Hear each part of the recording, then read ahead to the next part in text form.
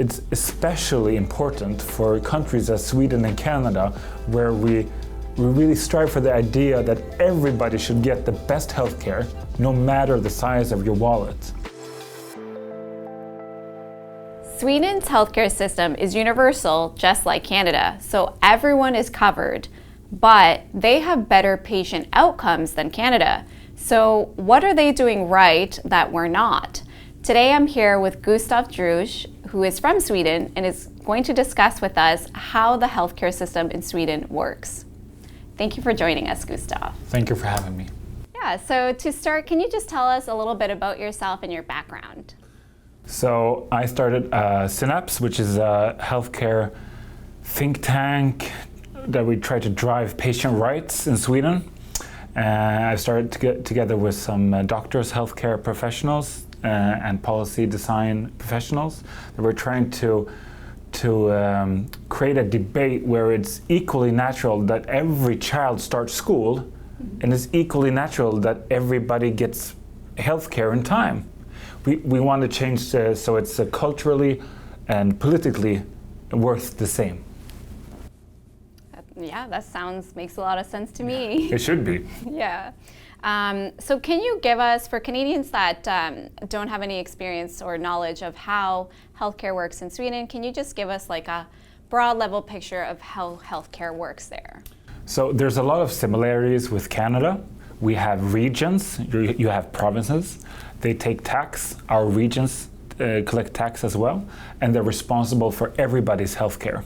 So almost everything is included, not dental, but almost everything is included, including prescriptions, but you don't have it in your system. That's right.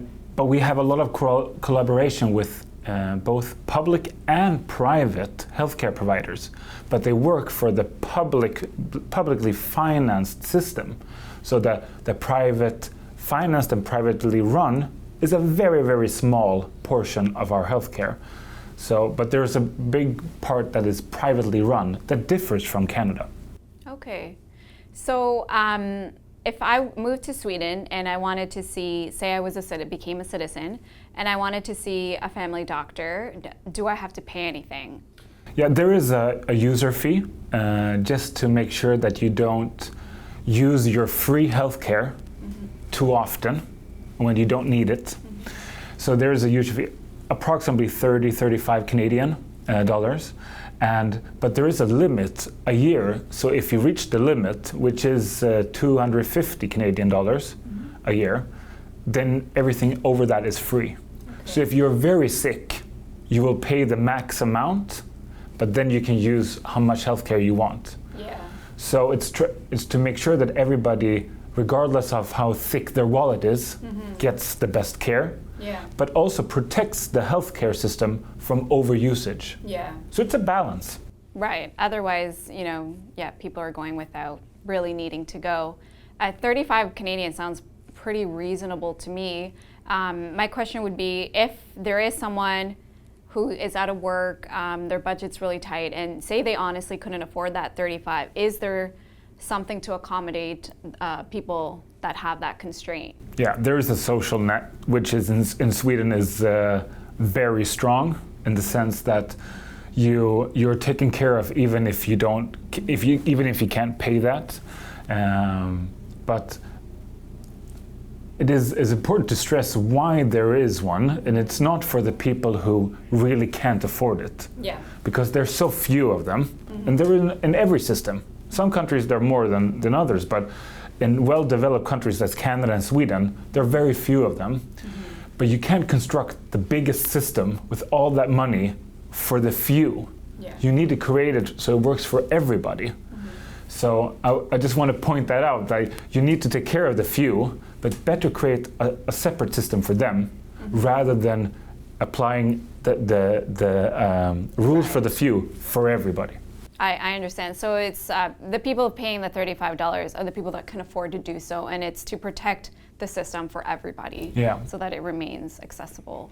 And the trade-off is that if you keep it accessible and you keep some kind of threshold to make sure that in Sweden, 35 Canadian dollar is not an economic threshold. Everybody who is sick has 35 Canadian dollars to pay to make sure that they're not sick anymore.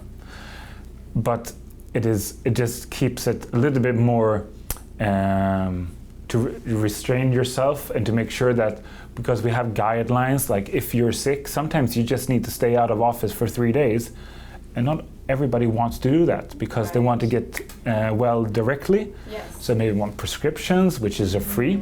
So they call the doctor day one to get the prescriptions to get healthy the like 2 days in advance. Yeah. But the system isn't really designed for that. It's designed for people to follow the rules.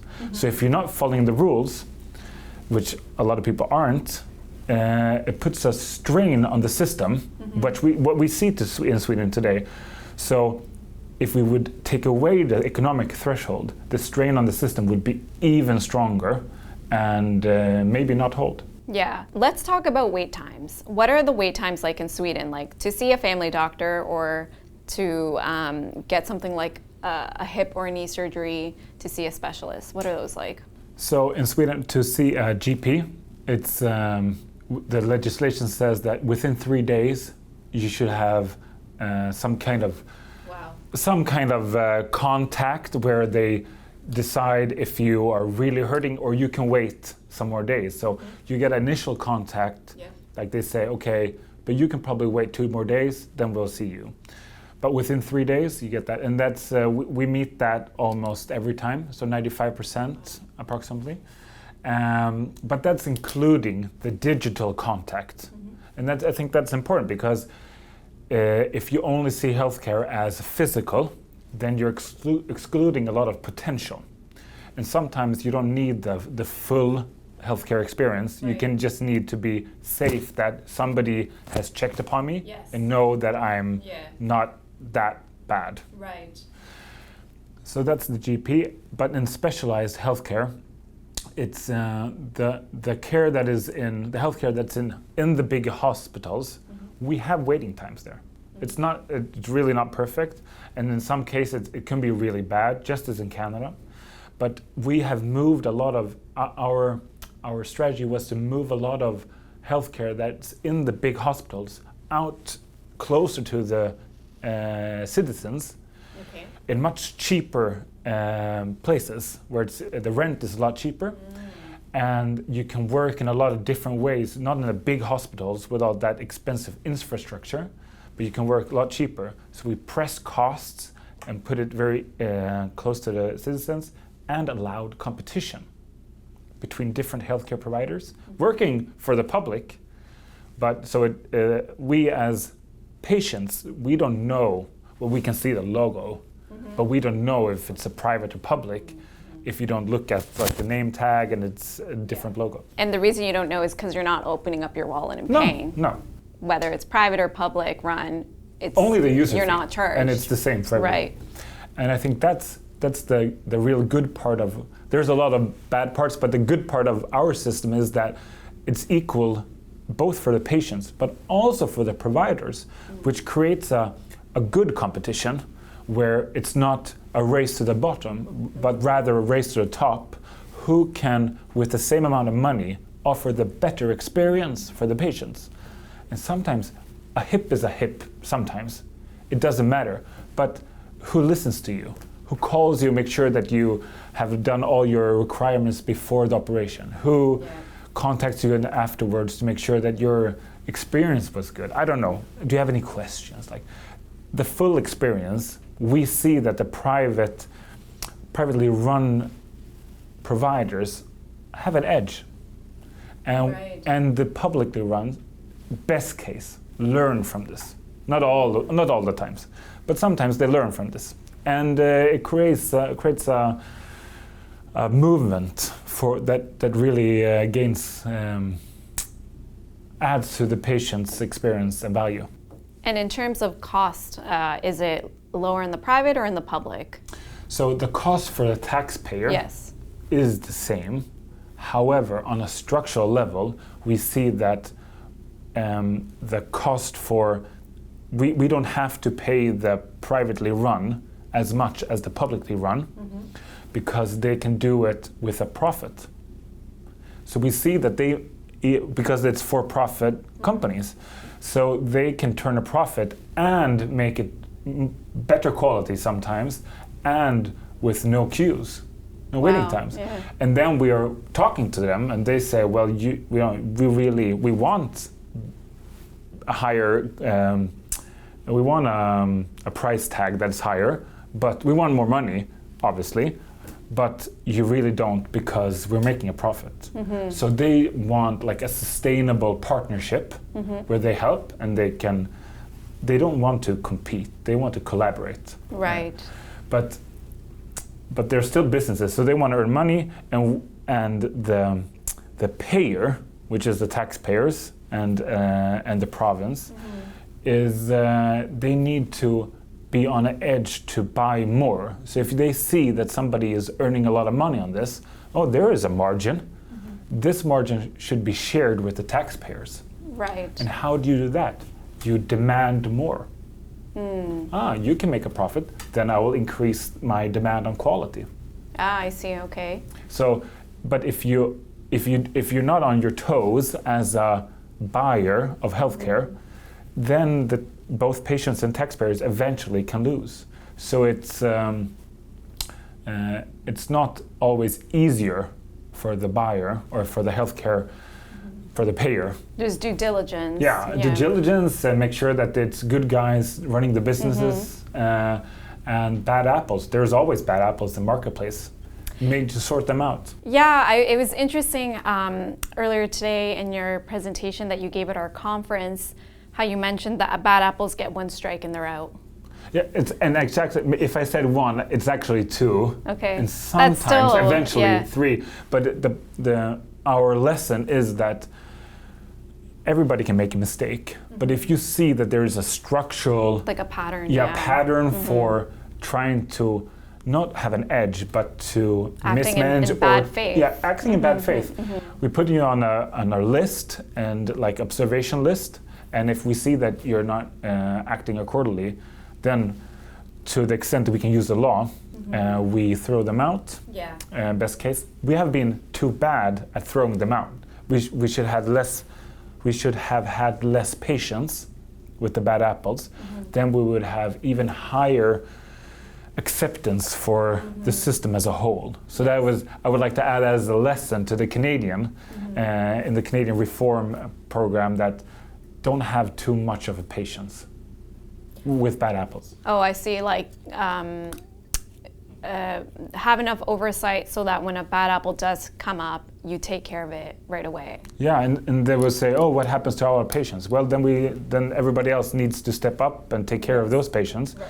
So no harm is done on patient level, but to make sure that it's a signal to all the other healthcare providers or companies that we don't see between our fingers. I don't know if you can say that. They don't slip between the cracks. Yeah. Yeah. Yeah. So, how is it that private providers can increase quality, charge the taxpayer less, and the public can't? Yeah. Like, that's amazing. Help me to understand how that, how come these guys can do it, but the other guys can't? Yeah, and it's amazing. Yeah. But it's also amazing that it happens in telephone companies. It happens with selling burgers. It happens in every other marketplace where you own the result, the fruit of your labor is yours. So immediately when you control the product and the result, you have an enormous prestige and stake to make sure it works as best as it can. I see. Sometimes you have a boss or an owner who wants a revenue, but sometimes it's just you as a GP who just want to turn a little profit to make sure that you can reinvest or use money for something else. Right. But the main issue is that market forces as accountability and striving for competitiveness and results and economic results as well, profit, helps drive quality and patient access.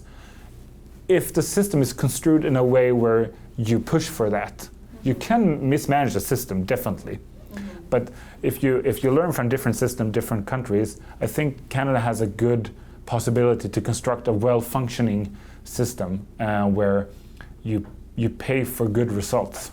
And what we learned is that you need to change it every year. So there is an annual change period.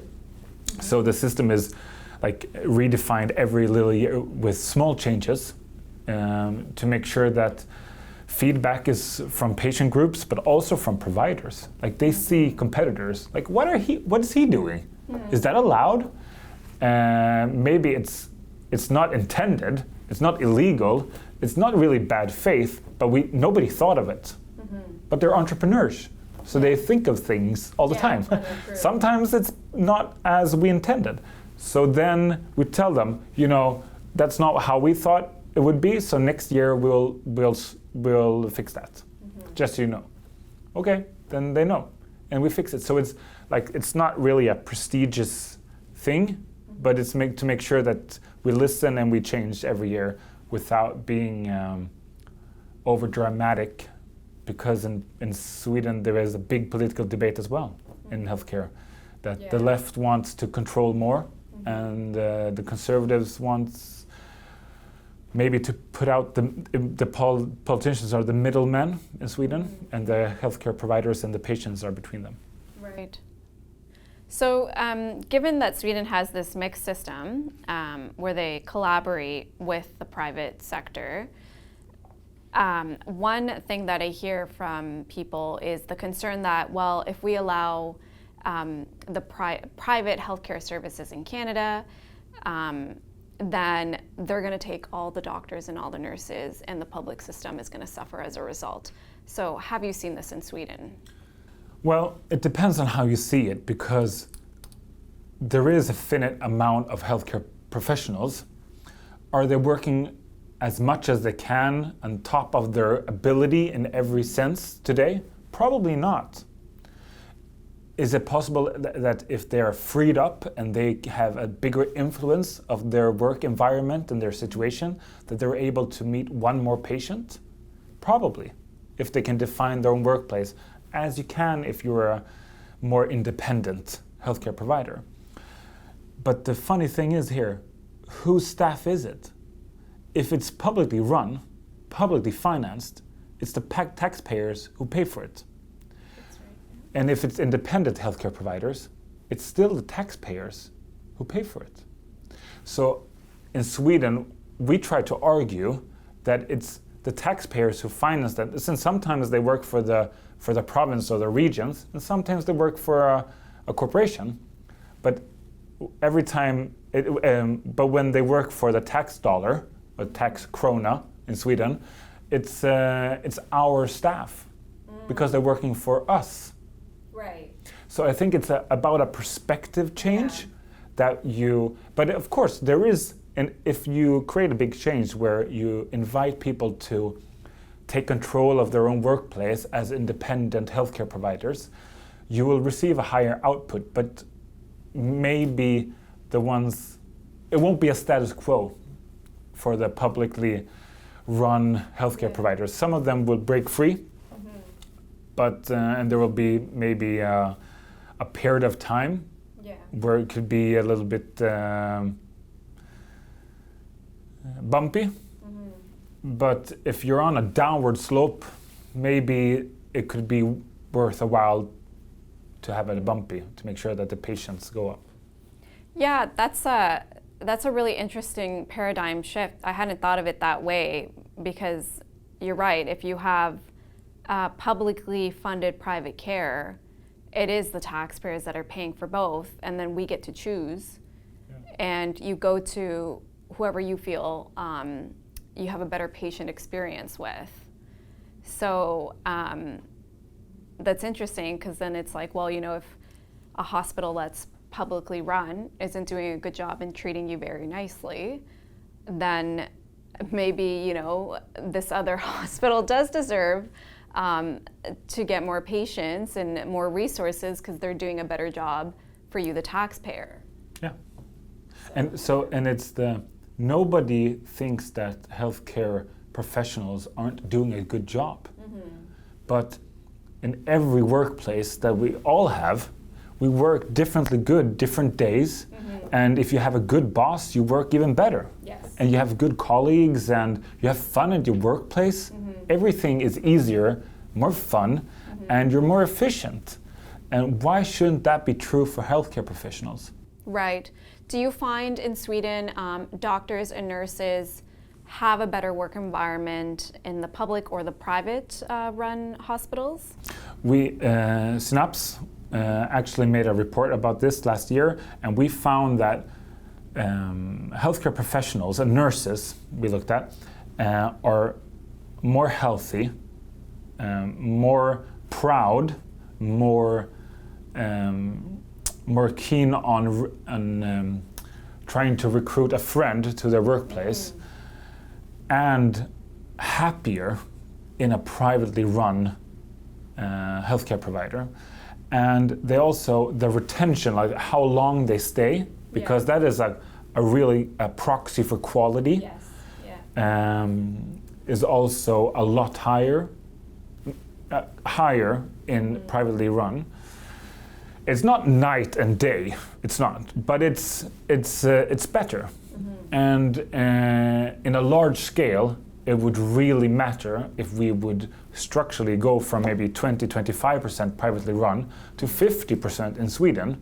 Then we would have a lot higher capacity, increased capacity, just because we can retain healthcare professionals structurally better.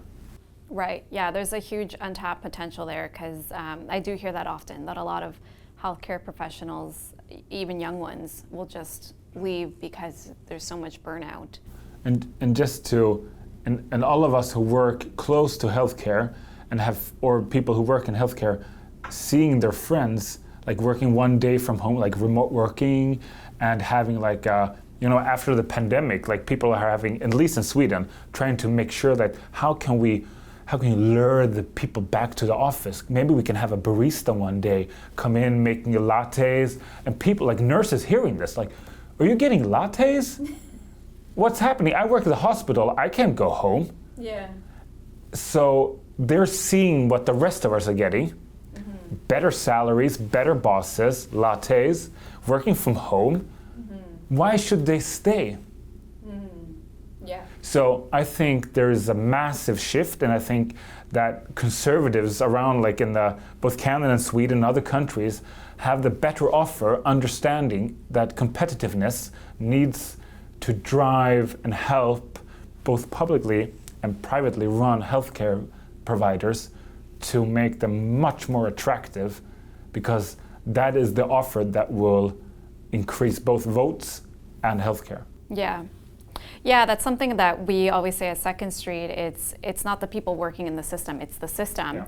So it sounds like this partnership with private and having those two options not only creates patient choice, but it also creates employer choice for the doctors and nurses.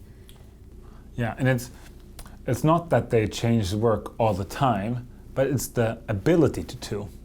Like the employer can't behave in as I would say it like this again. You'll have to edit this. What we see in Sweden is that in rural areas where there's only one employer, they're worse off because they are not able to move to another kind of healthcare provider where they can work and they can say, well, sod off. But in larger cities where there's a lot of competing employers, we see that they have to manage their staff a lot better to keep them, to retain them. So it is an indirect effect of competitiveness. Right. So I want to go back to waitlist for a minute, because I want to get your reaction to a bit of our reality here in Canada, which is,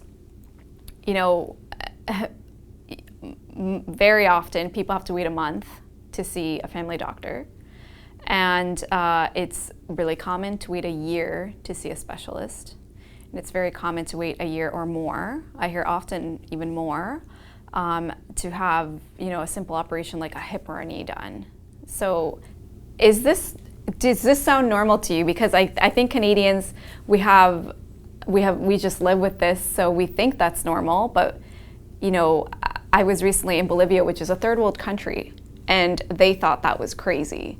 It is crazy, and it's especially crazy for Canada, being a super well developed country, and so advanced in so many areas, and you're lacking so hard in this area.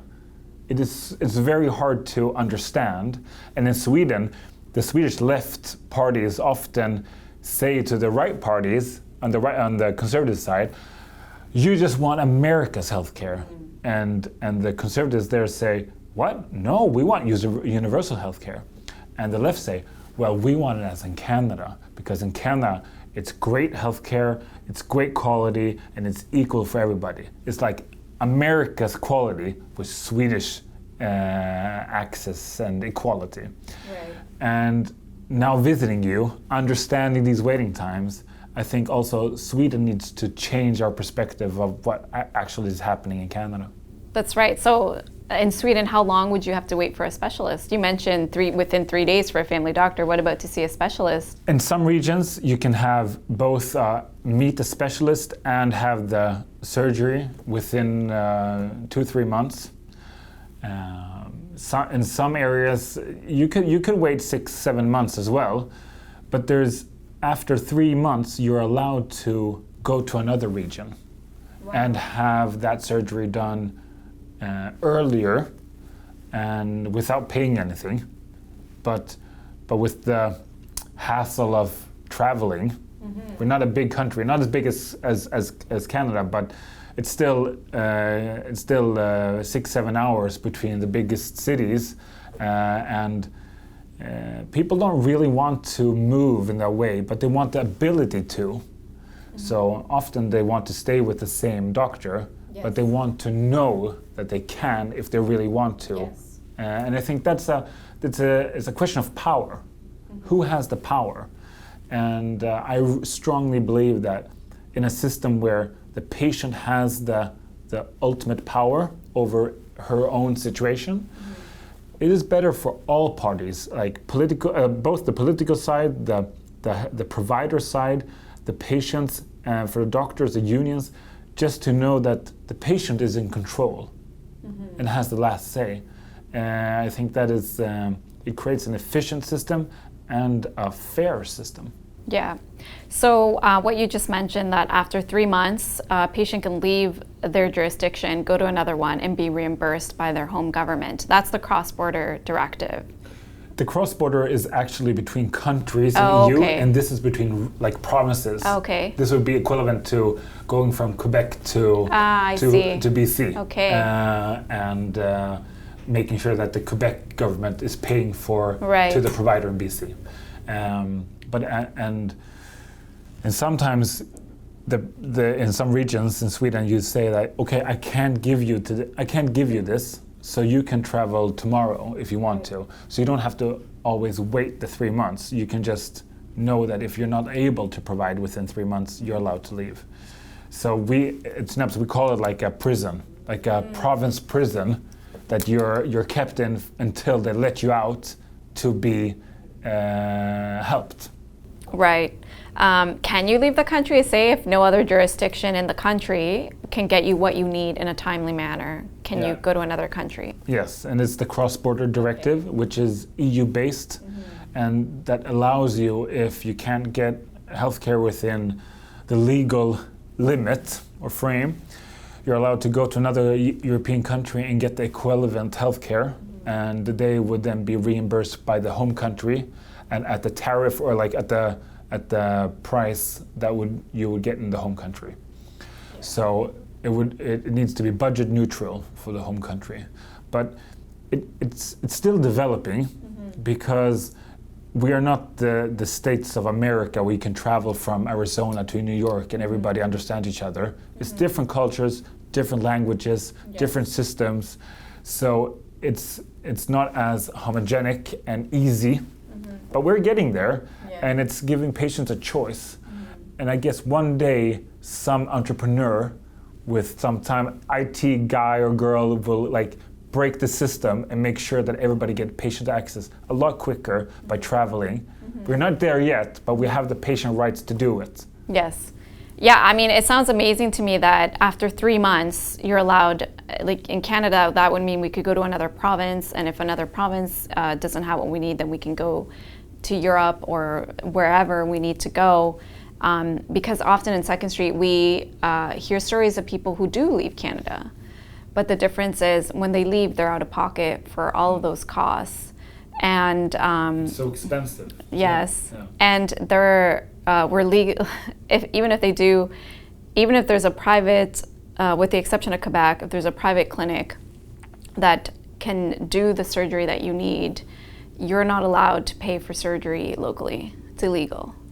So, like, we had this gentleman who hurt his back, needed back surgery. There was a private clinic 3 hours from where he lived, just down the main road, and he couldn't go there. So he ended up going to Atlanta. It's so hard to.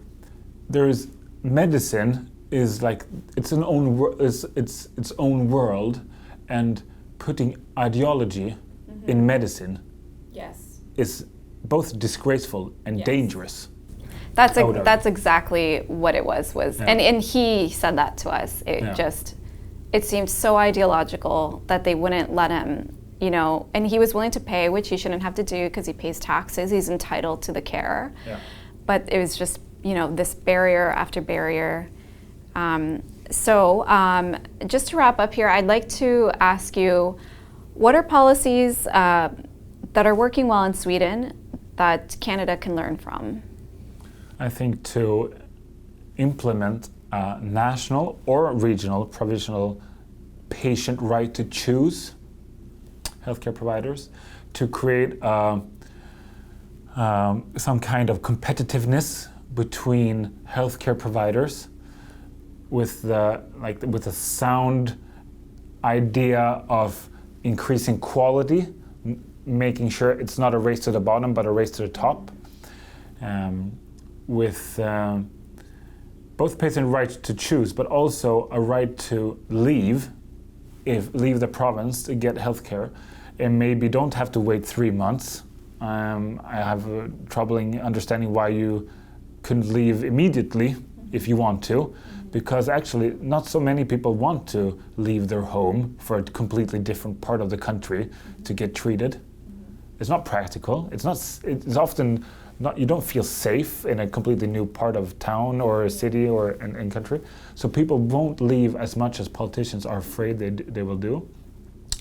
And the competitiveness will also create alternative employers for healthcare professionals to make sure that they stay in the profession and help us patients and don't flee for better paying jobs or jobs where you can have remote working and whatnot. That is more popular, attractive today. So that kind of reforms, and I would also argue that it's especially important for countries as Sweden and Canada, where we really strive for the idea that everybody should get the best healthcare, no matter the size of your wallet. And the risk is going down the path you're going right now is that you will end up with the American system, where the richest people create their own system, where they leave for another country or go to another place where normal people or poor people aren't allowed. And the rich people, they will bring the best doctors and the best nurses with them. So the rest of us will stay with the people who are maybe good but not the best. And everybody should have the ability to see the best one. So if you really want the universal model, you need to embrace the market's incentive models as a strategy to make sure that you keep costs down and choice up. Yeah, that sounds great. Yeah, do that. Yeah. I hope our government officials are taking note. Yeah. Well, thank you, Gustaf. It was lovely chatting with you. Thank you for having me.